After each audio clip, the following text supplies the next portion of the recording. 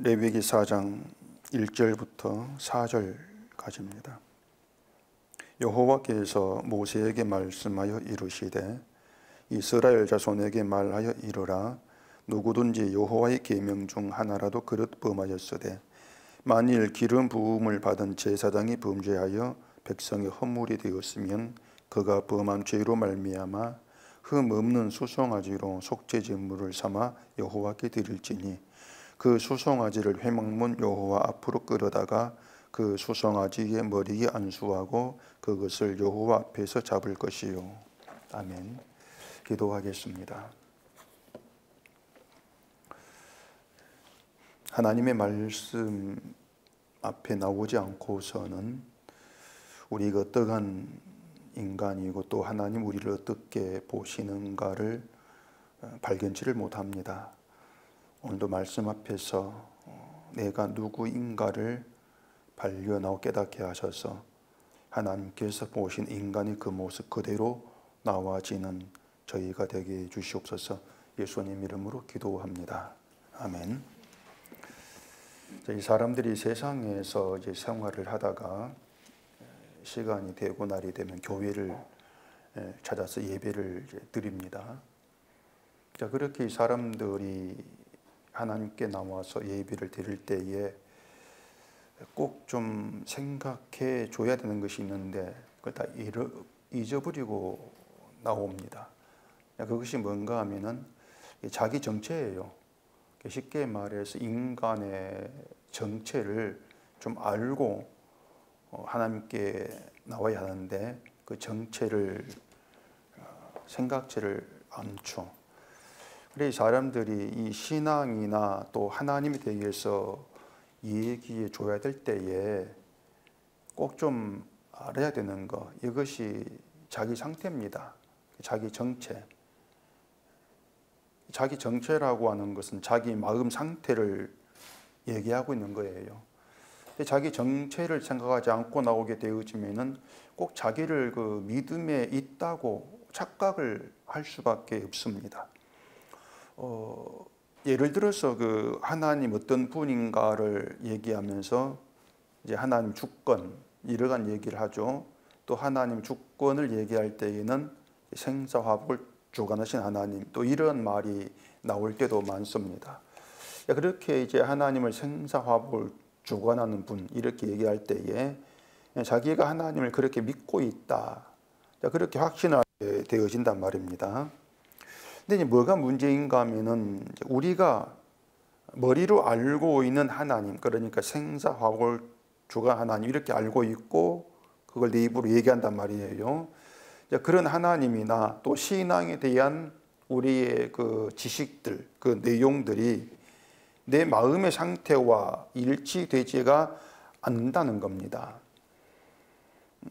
자, 하나님이 생가사 내가 살고 죽는 문제죠. 그리고 화를 당하고 복을 받는 문제, 이러한 모든 문제를 하나님이 주관한다 이렇게 믿는다고 하지 않습니까?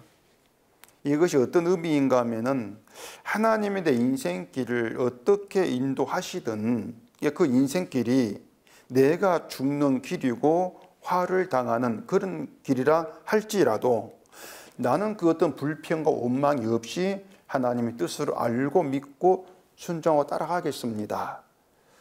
이것이 이제 생사화복을 주관하는 믿는 믿음이 된단 말입니다. 그렇다면은 죽는 길로 인도하시고 또 화를 당하는 그런 일에 있달지라도 살려달라고 하면 안 된다는 얘기예요. 그렇지 않습니까? 어떤 길에서도 하나님이 행하시는 일로 믿고 기쁘게 받아들이는 것이 진심으로 생사화복을 주관하는 그런 하나님 주권에 순종하는 그런 믿음에 해당이 된단 말입니다. 근데 이제 우리 믿음의 우리 마음의 상태를 들여다보면은 그런 순종이 정말 가능하지가 않지 않습니까?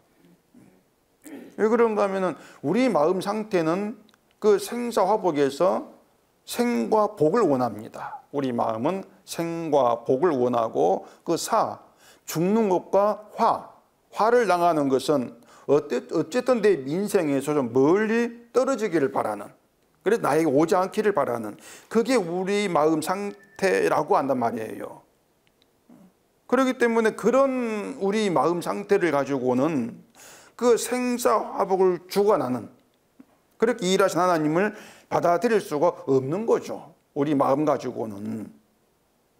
물론 뭐 세상 일이 잘 되고 별탈 없이 평안하게 이제 살아가는 그런 일상이라면 얼마든지 이게 하나님 일하심입니다, 믿고 순종한다, 이렇게 얘기할 수 있단 말입니다. 그런데 힘들고 어려운 가운데서는 그런 마음이 되지가 않습니다. 이게 인간의 본래 마음이죠.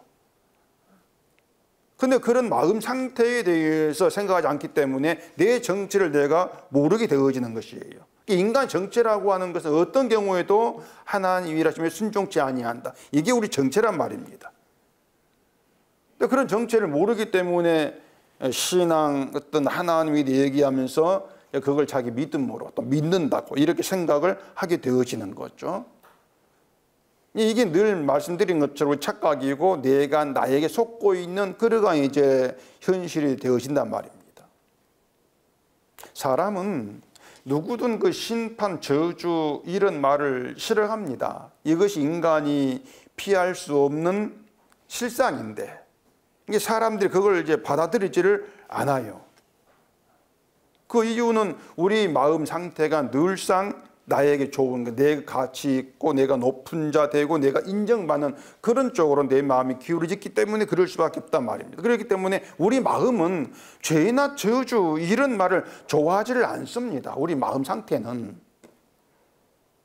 이런 인간의 마음 상태, 이걸 우리가 정확하게 분석을 한다면, 이런 상태를 얘기한다면 결국 인간의 마음은 사탄에게 장악되어 있다, 이렇게 얘기할 수가 있는 것이에요. 그러니까 사탄에게 장악되어 있는 것이 우리의 마음 상태입니다. 아무리 우리가 부인한다 할지라도 이건 어쩔 수 없는 우리 현실이에요. 결국 이런 마음으로 우리가 하고 있는 것은 늘 나를 선택하는 것입니다. 나를 선택을 할 뿐이지 하나님을 선택하는 것이 아니다. 이게 우리의 현실이구나, 우리 상태구나, 이 정체구나, 이걸 우리가 좀 알고 있어야 하는 것이에요. 그렇게 내 정체를 알고 교회를 나온다면은 뭘 한다 할지라도 이게 내 믿음이야, 일단은 그렇게 내 믿음으로 연결시키지를 않지 않냐 말입니다. 그런 점에서 우리가 뭐 지금까지의 신앙 생활을 어떻게 사했고 내 믿음이 어떻고 뭐 성경 얼마나 알고 있고 이러한 문제들은 정말 아무 의미가 없어지는 것입니다. 왜 그런가 하면 우리가 하나님 믿고 살아왔습니다 이렇게 말한다 할지라도 그렇게 살아온 모든 여정들이 결국은 나를 위해서 나를 선택하며 살아온 인생이 전부이기 때문에 그래요. 인생의 그 뭐 10년, 20년이든 그 한순간도 날 버리고 하나님 선택한 적이 없다 그 말입니다. 그게 정말 우리입니다. 인간입니다. 날 선택하면서 날 위해 살아온 것이 전부인데 근데 내가 교회에서 충실했고 바르게 살았다, 이런 우리의 주장이죠. 그런데 주장을 가지고서는 하나님 믿고 있습니다, 이런 우리의 그 얘기를 하나님이 인정할 수가 없는 것입니다. 인정치를 않는 거죠. 이건 성경을 통해 분명히 드러나고 있는 것들이에요. 그래서 내 정체를 알지 못하고 내 마음 상태를 보지 못하고 하나님을 믿는다고 하고 있는 것, 이 모든 것들이 바로 사탄에게 장악된 현실로 우리는 그렇게 좀 감을 잡아야 한단 말입니다. 이게 우리의 어떤 분별의 그런 그 현실이 돼야 되는 것이에요. 그렇게 이 사람이 사탄에게 장악된 그 마음을 하고 있는 모든 일들은 하나같이 날 위한 것이고 나를 지키기 위한 것들이다, 그런 얘기죠. 하나님 말씀에 순종하기 위해서 내 가치를 포기하는 그런 마음이 될 수 없는 것, 그런 상태로 변질되어 있는 것이 인간이에요. 이게 선악과를 먹은 우리의 마음 상태란 얘기죠. 그렇기 때문에 사람이 하고 있는 걸 보세요. 보고 있으면 모두가 자기를 지키기 위한 전부입니다. 기도하는 것도 나를 지키기 위한 것이에요. 결국에는 기도와 성경 모든 것들이 나를 지키겠다, 이런 의도에서 나와 행해지고 있는 것이 전부일 뿐이란 말입니다. 그게 신앙생활의 우리의 그 신앙생 의미가 본질이에요. 가인과 아벨의 제사도 그들에게는 하나님을 섬기는 신앙생활이 있지 않습니까? 근데 그런 신앙생활이 하나님께 받아들여지지를 않는다는 것이에요. 이런 내용들이 가인 제사를 하나님이 받지 않으시는 것을 이렇게 증거되어진다는 얘기예요. 인간은 우리 마음 가지고는 뭘 한다 할지라도 하나님께서 받아주는 선함으로 인정되는 가치 있는 것이 없다는 것입니다.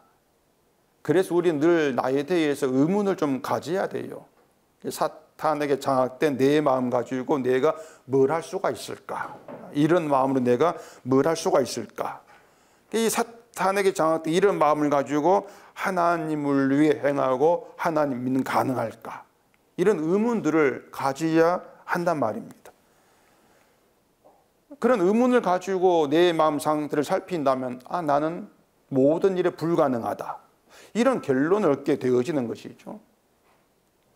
그런 결론을 얻게 하는 것이 성령이란 말입니다. 우리가 지금 레위기에서 이스라엘 제사에 대해서 지금 보고 있는데 이 제사라고 하는 것은 그 가인과 아벨이 제사한 것처럼 그들에게 신앙생활이었습니다. 이스라엘의 신앙생활이고 지금 우리에게는 뭐 예배들 교회에 나온 신앙생활과 같은 것이죠. 그렇기 때문에 이 제사에 대한 규례는요, 너희가 이 신앙생활을 이렇게 해라. 이걸 가르쳐주는 것이에요. 신앙생활 이렇게 해라. 그렇다면 일단 생각해야 될 것은 우리 마음대로 신앙생활답다고 생각되는 우리 방식을 만들어내면 안 된다는 얘기입니다. 하나님께서 말씀한 신앙생활이 있으니까 우리가 이게 신앙생활 하겠어. 따로 만들 수가 없다는 얘기예요. 만약 우리가 만들어낸 걸 가지고 신앙생활로 고집한다면 하나님은 분명히 제사를 통해서 이게 신앙이야. 말씀하신 무시하는 그런 결과가 되어진단 말입니다. 그걸 하나님은 죄로 간주하신 것이에요. 그 죄로 인해서 이스라엘이 심판을 받고 멸망을 당한 것이죠. 그 말은 하나님은 이스라엘식의 신앙생활을 인정하지 않으셨다는 것이고 결과적으로 이스라엘의 신앙생활은 아무 효과가 없었다. 이런 의미가 되어진단 말입니다. 결국 이스라엘은 가짜를 진짜로 알고 살아오다가 그 가짜의 신앙생활로 인해서 멸망을 받는 것. 그게 이스라엘의 운명이었어요. 우리는 이 성경에서 이스라엘의 그런 운명을 지금 접하는 것이죠. 그 말은 이스라엘처럼 되지 말아라 이런 뜻이 아니고요. 이스라엘과 같은 길, 이스라엘의 길이 무엇이었는가를 보게 해준단 말입니다. 이스라엘처럼 되지 말자 이것은 결국은 또 나를 지키겠다는 얘기입니다. 그게 이스라엘 같은 인간의 사상이라는 얘기예요. 우리가 생각해야 될 것은 그 신앙생활에 철저히 했던 이스라엘이 왜 망했을까? 왜 이스라엘 무엇이 이스라엘을 망하게 했는가? 이걸 생각을 해야 한단 말입니다. 번제, 소제, 화목제, 속죄제, 속건제 이렇게 하나님께서 말씀한 모든 제사를 철저히 지켜온 이스라엘이 도대체 왜 망했을까? 무엇이 이스라엘을 망하게 했을까? 그 이유를 하나하나 추적해 가야 되는 것이고 그리고 그 멸망 이유가 망하게 한 그 이유가 우리에게도 있다는 사실을 발견을 하고 그 증거를 찾게 되는 것.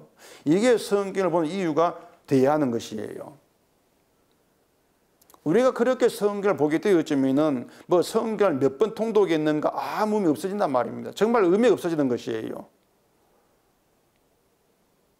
뭐 어떤 남편은 뭐 내 아내는 구약을 다 외운다 그렇게 자랑하는데 구약 받고 신약까지 다 외운다 해도 정말 의미 없습니다. 그것은 아무 의미가 없어요. 뭐 그래봐야 성경 다 외우고 지옥 가는 그런 운명으로 뭐 끝나는 게 전부죠. 여러분 성경 다 외우고 지옥 간다. 이걸 이 사람들은 생각지를 않습니다. 아니 어떻게 성경을 다 외우는 그런 엄청난 일을 했는데 지옥 갑니까?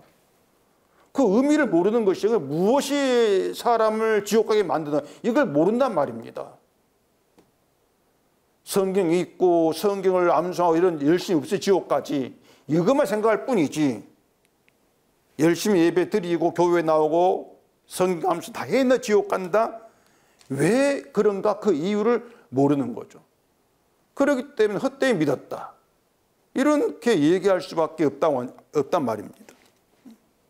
그래서 이 성경이 얘기하고 있는 인간 상태, 마음 상태를 안다는 것은 곧 나를 안다. 내 정체가 어떤 것인가를 안다는 것이 된다면 굉장히 중요해요. 내 정체를 알아야 된다는 점에서. 자, 인간의 마음은 사탄에게 장악된 상태라고 했습니다. 그 말은 인간이 그 사탄의 본성에 따라서 움직인다. 그 의미가 되는 것이에요. 사람들이 부인하겠죠. 내가 어떻게 사탄의 본성을 따라 움직여?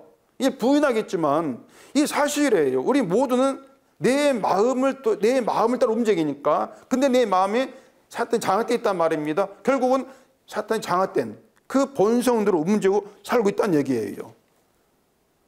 이걸 왜 부인하는가 하면은 그 사탄에게 장악된 마음이라고 하는 것이 막 누가 해치고 사기를 쳐가지고 속이고 남을 죽이고 도둑질하고 자꾸 이런 계획, 이런 행동으로 여기기 때문에 이해를 못하는 것이란 말입니다. 인간은 그냥 그런 기준 가지고 판단이 되어지면은 결국은 신앙생활 열심히고 착하게 살고 있는가 이런 것으로 그 사람 판단하는 그런 결과가 되게 되겠죠. 착한 사람은 믿음이 있고 저 사람은 사탄에 속하지 않았어. 이렇게 보지 않겠습니까? 제가 말씀을 드리는 것은 그 사탄의 본성에 따라 움직인다고 하는 것은 인간이 내 마음이 어떻게 움직이는가, 어떤 방향을 따라 움직인다. 이걸 가지고 파악을 해야 될 문제라 그 말입니다. 내 마음이 착하다. 이건 의미 없다는 얘기예요. 아무리 착한 마음이라 할지라도 그 마음이 결국은 날 선택하고 날 지키기 위한 그런 방향으로 나아간다면 이것이 바로 사탄의 본성에 따라 움직이는 그런 상태라고 하는 것이에요. 그 마음 가지고는 하나님 믿을 수 없다는 얘기입니다.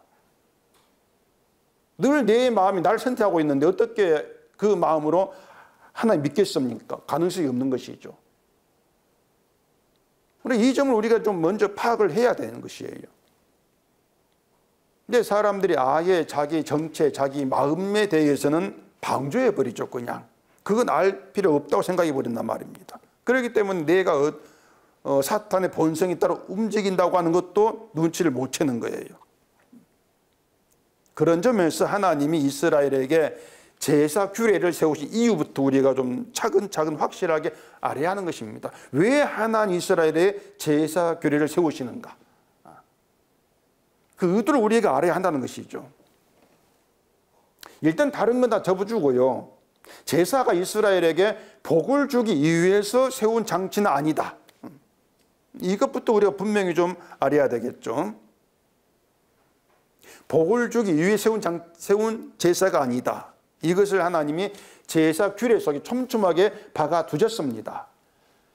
근데 이스라엘이 그 규례대로 제사 드리면서 그 하나님 의도를 파악하지 못한 거예요. 그렇기 때문에 자기의 정체를 알지 못하고 제사 드려왔던 것이죠. 그러면서 그렇게 제사 드리는 것이 바로 자기 의가 되었단 말입니다. 이 4장에서 말하는 그 속죄제 특징이 이제 하나 있습니다. 특징. 2절 봐보십시다. 이스라엘 자손에게 말하여 이르라. 누구든지 여호와의 계명 중 하나라도 그릇 범하였으되 만일 기름 부음을 받은 제사장이 범죄하여 백성이 허물이 되었으면 그가 범한 죄로 말미암아 흠 없는 수송아지로 속죄제물을 삼아 여호와께 드릴지니. 이 내용인데 이 속죄제는 죄를 범했을 때 드리는 제사죠. 근데 이 죄를 범한 사람을 구분해 가지고 지금 얘기를 하고 있습니다. 먼저 3절에서 말한 것처럼 제사장이 범죄했을 때 이 얘기가 나오죠. 제사장 범죄가 나옵니다. 그리고 뒤에 13절 와보세요. 13절. 만일 이스라엘 온 회중이 여호와의 계명 중 하나라도 부지중에 범하여 허물이 있으나 스스로 깨닫지 못하다가 이렇게 말합니다. 여기서는 이스라엘 온 회중의 죄가 나옵니다. 그리고 뒤에 22절 보면은 만일 족장이 그의 하나님 여호와의 계명 중 하나라도 부지중에 범하여 허물이 있었는데 이렇게 족장의 계명을 범했을 때 그 죄가 나옵니다. 여기까지 제물의 공통점 수컷이에요. 이제 이 22절 죄까지의 제물의 공통점은 수컷이다. 그러니까 제사장이 죄를 범하고 이스라엘 온 회중이 죄를 범하고 또 족장이 죄를 범했을 때에 가지고 나올 제물은 수컷, 그렇게 명시가 되어 있습니다. 그런데 이제 우리를 어렵게 하는 문제가 뭔가 하면 27절입니다. 만일 평민의 한 사람이 여호와의 계명 중 하나라도 부지중에 범하여 허물이 있었는데 그가 범한 죄를 누가 그에 깨우쳐 주면 그는 흠 없는 암염소를 끌고 와서 그 범한 죄로 말미암아 그것을 예물로 삼아. 이렇게 제물이 성별이 바뀝니다. 그렇죠? 평민의 한 사람, 그 평민의 한 사람 죄를 범했을 때 제물은 흠 없는 암염소, 암컷을 예물로 바치라, 이렇게 얘기를 하고 있습니다. 그 앞에 3장의 화목제에서도 이제 암컷이 제물로 나오긴 하는데 그 화목제에서는 암컷, 수컷이 있는데 누가 암컷들이야 구별이 없어요. 그냥 사람이 선택해가지고 수컷 드리면 되는 것이고 또 암컷 드리면 되는 것이 이렇게 되어 있단 말입니다. 근데 속죄제에서만큼은 평민을 딱 꼬집어서 평민이라고 분류해가지고 평민 이 사람들은 죄를 범했을 때에는 암염소, 암컷을 예물로 삼아 제사하라, 이렇게 되어 있단 말입니다. 그래서 평민은 왜 암컷이냐, 이런 어려운 문제가 여기 있는 것이고 또 하나 어려운 문제가 있습니다. 그 13절에 이스라엘 온 회중이 나오지 않습니까? 온 회중은 모든 무리를 말해요. 모든 무리인데 그러면 뒤에 나온 평민, 이 평민 누구를 말하는가? 이런 문제가 있단 말입니다. 자, 평민은 우리가 알기로는 일반 백성이거든요. 그럼 이스라엘 온 회중에 그 백성이 들어가 되지 않게 포함되어야 한단 말입니다. 그런데 온 회중과 평민을 따로 구분해 가지고 얘기를 하고 있고 제물의 성별도 다르게 얘기한다. 이걸 우리가 어떻게 이해를 해야 되는가, 이런 이제 어려운 문제가 있는 겁니다. 그래 레위기에서 이런 이제 얘기를 끄집어내면은 제사가 더 어렵게 이제 막 느껴지죠. 참 어렵다. 어려울 수밖에 없는 거예요. 근데 이런 문제들 닫아버리고 넘어가면은 이 속죄제는 제물은 이렇고 뭐 간단히 생각하면 되는 것인데 근데 그 속죄 담아 놓으신 하나님의 의미는 보지를 못하죠. 보지를 못하고 제사 드린 것만 남는 그런 결과가 되어질 위험이 굉장히 많다는 얘기입니다. 그래서 이스라엘이 그런 하나님 의도를 보지를 못했기 때문에 그 아침 저녁으로 제사하면서도 제사가 아니었던 것이죠.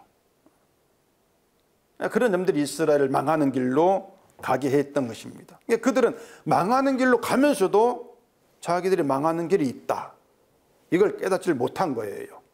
그게 그들 무지였고 말씀드린 것처럼 자기 정체를 알지 못한 그런 결과였다는 얘기죠. 이스라엘은 자기의 정체를 그냥 하나님 백성, 하나님의 선민, 율법을 받은 민족, 그렇게 알았던 거예요. 근데 그게 잘못된 정체였단 말입니다. 그게 그들을 망하게 한다는 사실을 몰랐던 거예요. 지금 다르지 않죠? 지금도 교회 사람들에 대해서 당신 누굽니까? 나는 성도입니다. 하나님 믿고 있습니다. 주일마다 빠진 교회 나옵니다. 이렇게 자기를 얘기한다고 했을 때에 그게 망하는 길에 있는 것이라는 거, 그걸 알지를 못하죠, 사실은요. 그런 점에서 제사를 통해서 인간의 정체, 우리의 마음 상태가 어떠한 것인가를 파악한다, 그걸 안다는 것은 굉장히 중요한 일이 되는 것이에요. 그래서 이 제물 이야기는 이제 전에 말씀드린 제사 역사에서 다시 좀 시작을 해야 될 필요가 있습니다. 제사 역사. 인간이 하나님께 가장 처음 제사 드린 이야기가 가인과 아벨 제사입니다. 제가 늘 말씀드린 것처럼 가인과 아벨 제사를 두고 누구 제사가 더 나았는가 더 옳았는가 이걸 찾으려고 하면 안 돼요. 그게 우리가 늘 실수하는 것입니다. 그러니까 누구 제사가 더 옳았는가 이걸 찾는 이유가 뭔가 하면은 그렇게 옳은 제사 내가 드리겠다 그 의도거든요. 그게 잘못이라는 얘기입니다. 하나님 받은 제사가 무언가를 알아가지고 나도 하나님 받으시는 무언가 드리겠다는 이런 의도란 얘기예요.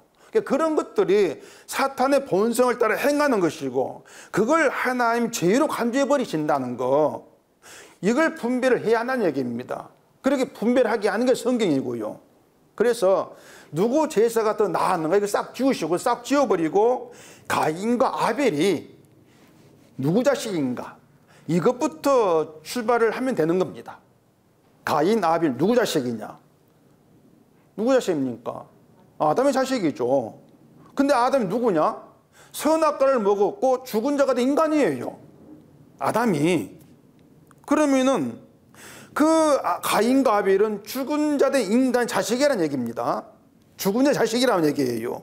그럴 때에 그 죽은 자에게서 나오는 자식이 산 자가 있을 수가 있느냐? 없지 않습니까? 죽은 자, 죄로 인해 죽은 자의 자식인데 그 자식에 생명이 있는 자가 나오는가? 이건 있을 수가 없어요.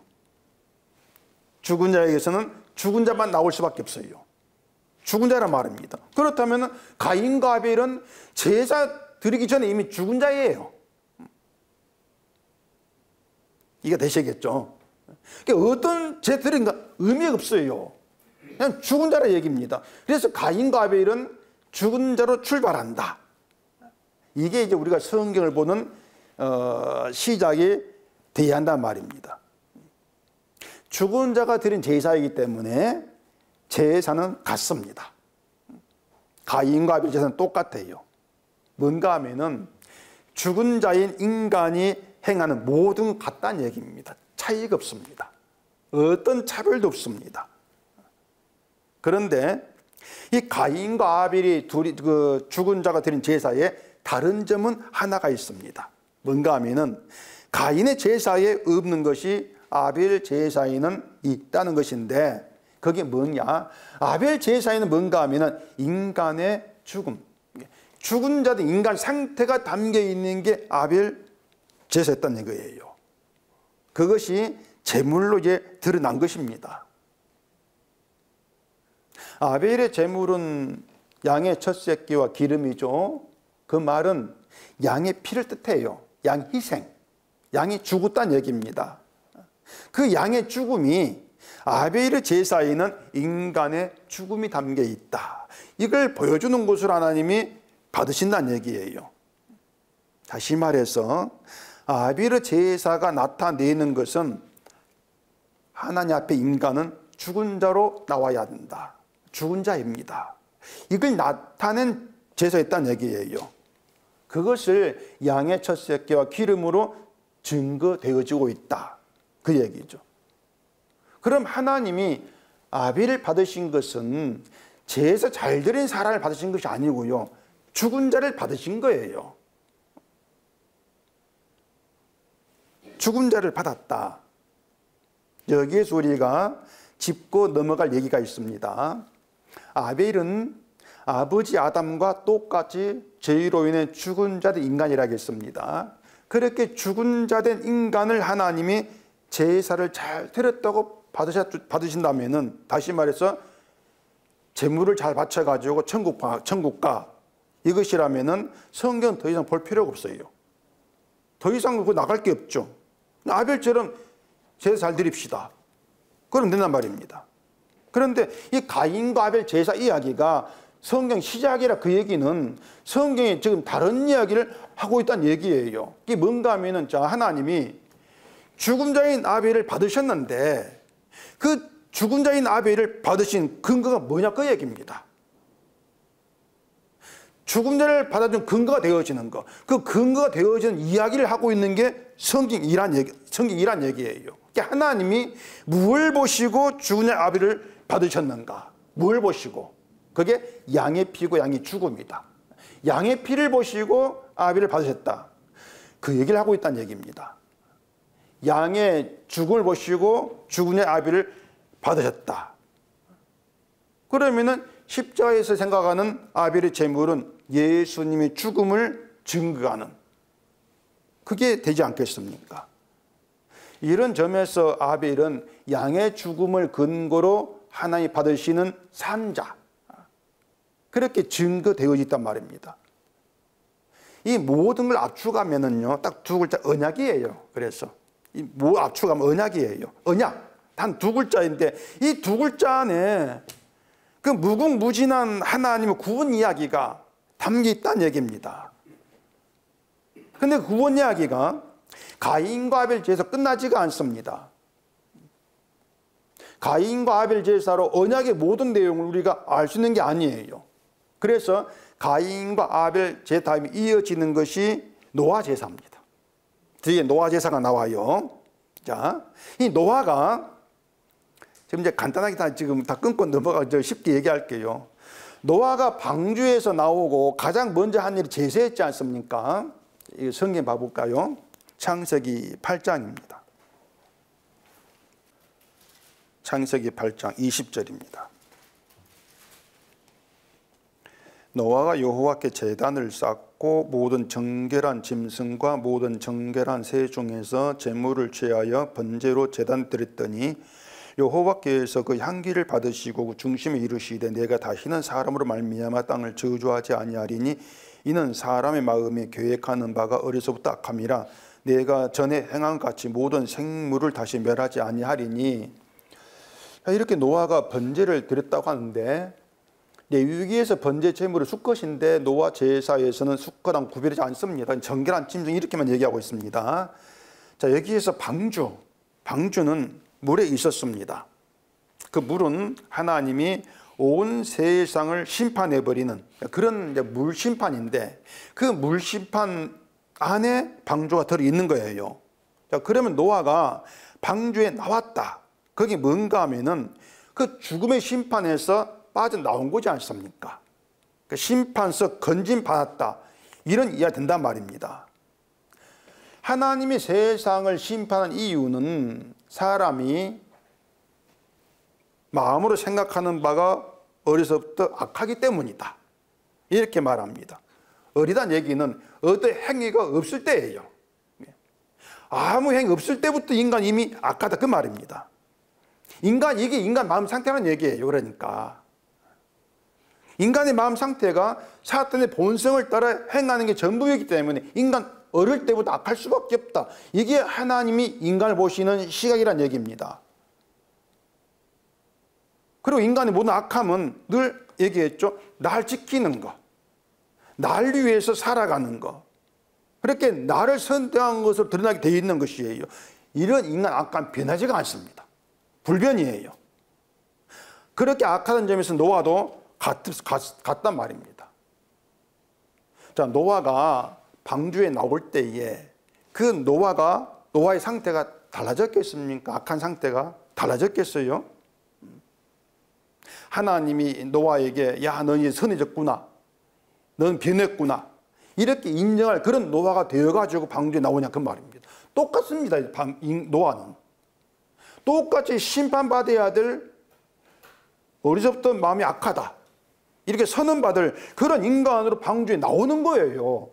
똑같은 인간으로.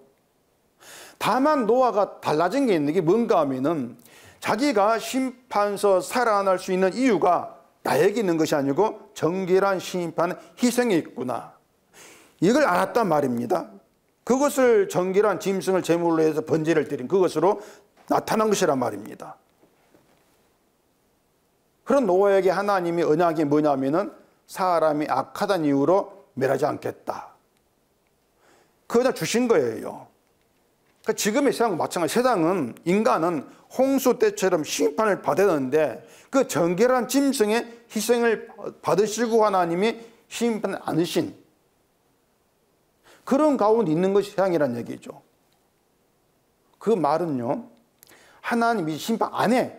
이것이 아니고 심판의 기준이 달라졌다는 얘기예요. 지금은 하나님이 우리가 악하다 이걸로 심판하는 것이 아니고 정결한 희생 때문에 심판에 받지 않고 있다는 그 정결한 희생의 은혜를 알지 못하는 것, 이게 심판의 기준으로 되어 있단 말이에요.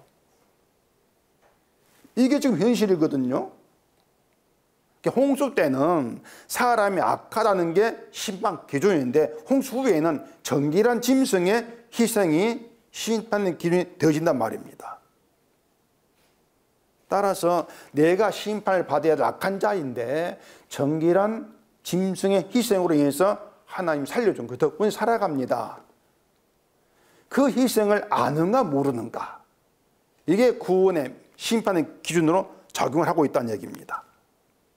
따라서 예수님의 피를 믿는 믿음이 있는 자는 내가 날 때부터 아담 안에서 죽은 자이다, 심판을 받아야 할 악한 자이다, 이걸 아는 게 믿음 있는 자예요. 그런 점에서 똑같은 거, 뭔가 하면 인간은 모두가 다 죽은 자고 심판 속에 있는 자다, 이렇게 시작해서 이렇게 계속 가고 있다는 얘기입니다. 가인과 아벨 제사, 노아의 제사, 이 모든 게 똑같이 들어있는 게 뭔가 하면 모든 인간은 악한 자이고 재물 희생 덕분에 살아간다, 살아진다, 이걸 나타내고 있다는 얘기예요. 이게 인간됨이라는 얘기입니다. 그 노아 제사 다음에 이어지는 것이 아브람 제사입니다. 자, 창세기 15장 보십시다. 창세기 15장 8절입니다.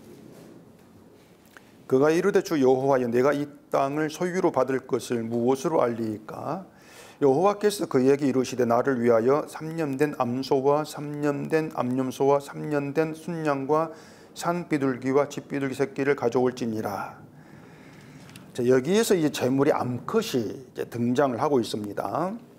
아브라함이 이제 묻는 게 뭔가 하면은 하나님이 땅을 약속하셨는데 그 땅을 내가 받는다는 것을 무엇으로 알 수 있겠습니까? 그걸 물었던 것입니다. 아브라함이 묻는 의도가 뭔가 하면은, 자, 땅을 받기 위해서 내가 해야 될 게 있다고 생각을 하고 있는 것이에요. 그렇기 때문에 내가 무엇을 해야, 어떻게 하는 것이 구원의 증거가 되겠습니까? 내가 어떻게 하는 것이 그 땅을 받는다는 증거가 되겠습니까? 이걸 묻고 있단 말입니다. 내가 뭘 해야 될까요? 믿음의 증거 뭐예요? 같은 거예요. 그런 물음에 하나님 하시는 것은 재물을 가져오라는 것입니다. 재물을 가져오라 하시는데 거기에 수컷, 암컷이 이제 같이 등장하고 있습니다. 재물을 가져오라는 얘기는 간단하게 말하면 아브라함 너는 빠져, 그것입니다. 너는 빠져, 그거예요. 너는 빠져. 아브라함 너는 어떤 행함 보인다 할지라도 그것이 땅을 받는다는 증거 못 된다는 얘기입니다. 왜 그런가 하면은 뭘 해도 아브라함도 심판을 받은 인간 존재가 그들이니까. 어떤 행함도 하나님은 선한 것으로 받지 않으시니까 뭘 행한다 할지라도 증거가 될지를 못한다, 그 얘기죠. 그래서 재물을 가져오게 하시는 것은 하나님과 아브라함 사이에 재물을 두고 재물을 통해서 아브라함을 상대하겠다, 그 의미가 돼요. 인간 행함이 아닙니다.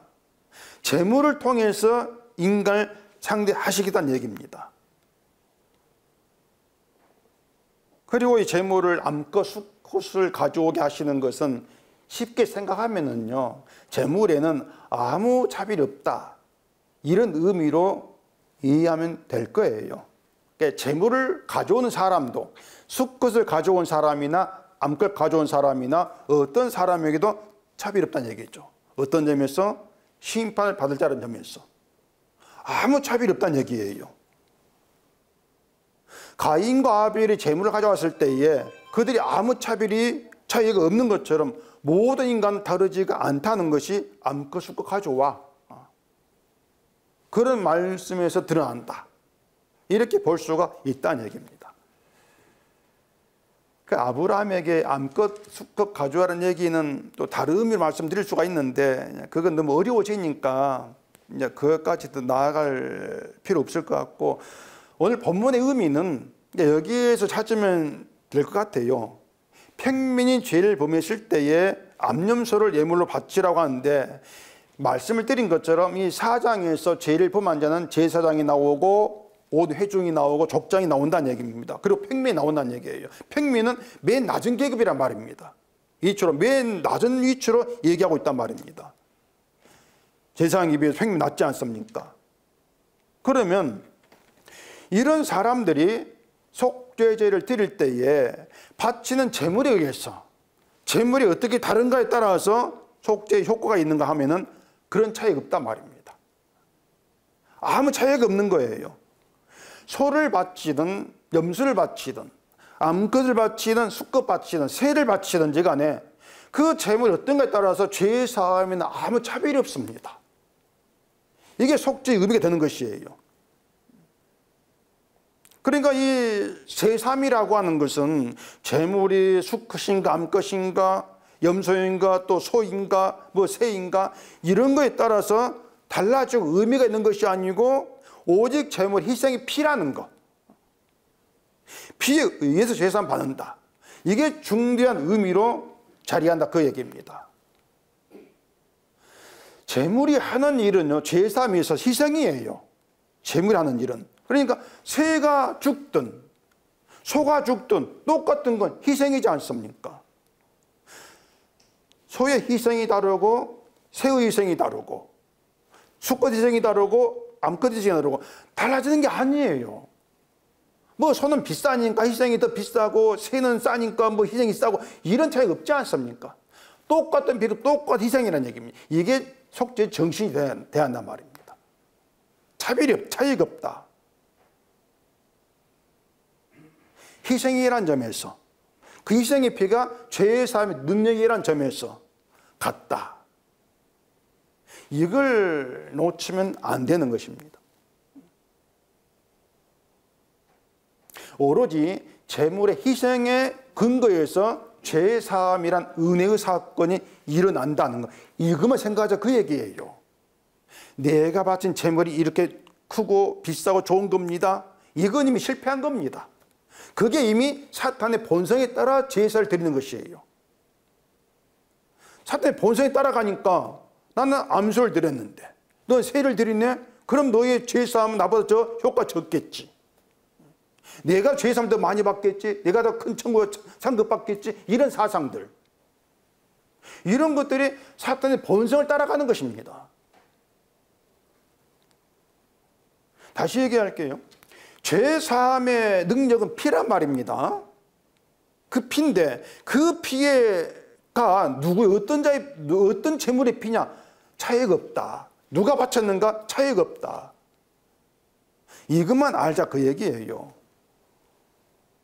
이것이 지금의 십자가 사건 속에 들어가 생각해 봤을 때 예수님의 살을 먹고 피를 마신다.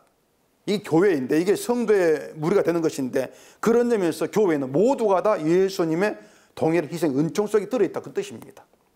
그가 누구냐? 그가 무슨 일을 했는가? 여기에 따라서 예수님 피의 은총이 달라진다? 그건 없지 않습니까? 그런 교회는 없는 거예요. 성경에 보면 예수님의 구원의 현장에는 항상 낮고 천한 사람이 있었습니다. 가장 먼저 그 예수님과 함께 옆에 못 박힌 강도. 생각해 보세요. 그 강도는요, 예수여, 당신 날 임하실 때 나를 기억하소서. 그 말을 했는데 그 강도에게 예수님이 오늘 내가 나와 함께 낙원에 있으리라. 이 놀라운 사건이란 말입니다. 이건 바리새인들의 그 생각으로는 또 이해가 안 되는 것이에요. 이건 뭐 지금의 기독교의 사고로도 이해가 안 되죠. 설령 구원받았다 할지라도 에이 천국 가면 좀 뭐 바울보다도 좀 낮은 자리에 있겠지. 바울 같은 사람은 아주 좋은 천국 집에 있겠고 저 강도는 조금 그래도 좀 천한 그 좀 안 좋은 그런 집에 있겠지. 이런 사고. 이게 그 이제 상급에 차던 그런 사고인데 이게 사탄의 본성에 따라 나오는 생각이란 말입니다. 그런 차별이. 그러니까 성경은 이 가인과 아벨 제사부터 이런 사고를 자꾸 지적을 하고 있는 것이에요. 모든 인간은 하나님 앞에서 심판발자로 나올 수밖에 없다. 제사장도 마찬가지고 이스라엘 온 회중도 마찬가지, 족장도 마찬가지고 팽님과 똑같이 죄로 인해 심판발자밖에 안 돼. 이게 인간이란 점.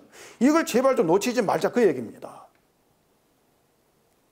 그런 인간이 베풀어진 것이 재물의 피로 인한 죄사함이기 때문에 그 죄사함 가치를 높이는 게 인간 우리가 불려나고 우리가 할 일이지. 내가 이런 재물을 바쳤습니다. 내가 바친 재물을 나타내는 것, 이게 우리의 할 일이 아니라 그 얘기죠. 그래서 이 속죄주 제사의 정신은 그겁니다. 인간을 죄사한 능력은 재물의 피에 있는데 그 재물의 피는 차별이 없다. 어떤 재물 차별이 없다. 이걸 나타내는 것이에요. 그 차별 없는 재물의 희생의 그 피의 능력, 이걸 증거하고 이걸 높이는 것. 이게 제사 규례를 받은 이스라엘 할 일이라 그 말입니다.